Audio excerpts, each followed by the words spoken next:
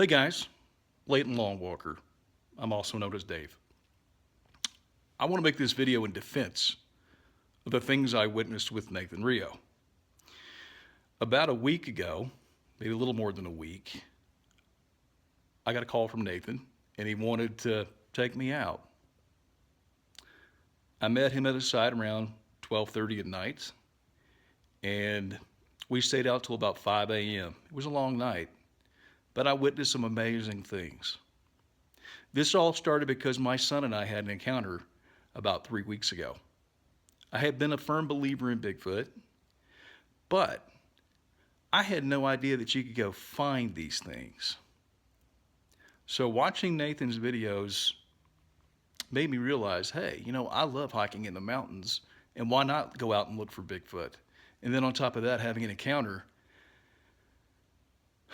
I was ready. I was primed. I'm ready to go. I want to tell you about that experience that I had with Nathan. He had his two dogs and only a cell phone and a flashlight. Most of the time I held that. Had my own, not powerful enough, by the way.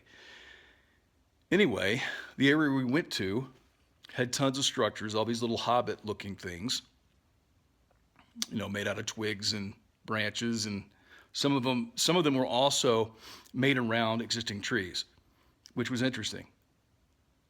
A lot of the stuff didn't have any, a lot of these little structures didn't have any like human clutter in them and stuff like garbage and whatnot.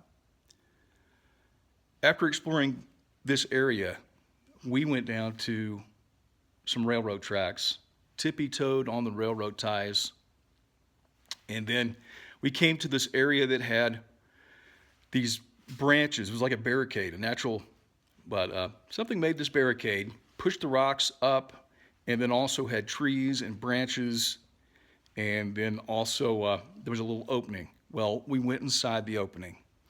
Inside there, my mind was completely blown because it felt like I wasn't in America anymore. And what's crazy about this is this layer, if you want to call it that, or habituation area, or a wallow, whatever you want to call it, it looked like something out of a Tarzan movie because there were so many trees that had been moved to make structure. The bark was stripped off of them to make, it was like bedding on the ground. And this particular area had these like thistles growing out of the ground with little barbs on them. So the bark was placed on the top so the thistles wouldn't do any damage to whatever was living in there. I thought that was pretty amazing.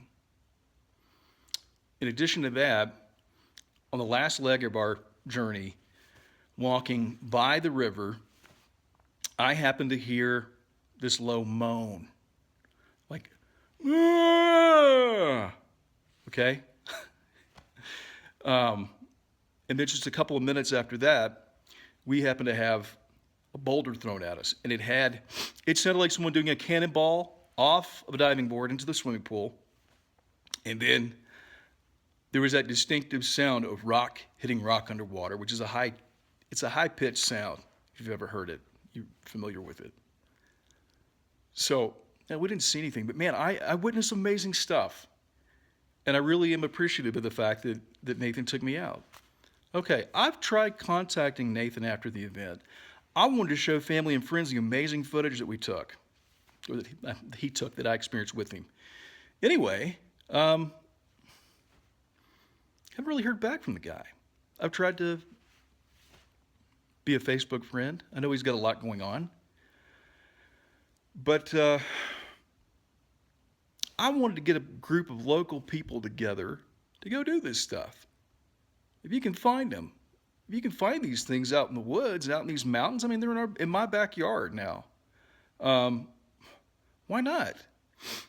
And that's what I want to do. I want to contact other people here that live in Utah, form a group, and go out and explore. But this stuff with the footage being doctored, my advice to Nathan Rio is to put the original recording out there and let it be. Put everything back up the way you had it. That's my advice. Put it back up. And if you've got lumps that you're going to have to take on this, that's being a man. Do it. Integrity is everything, and so is character. Thanks, guys.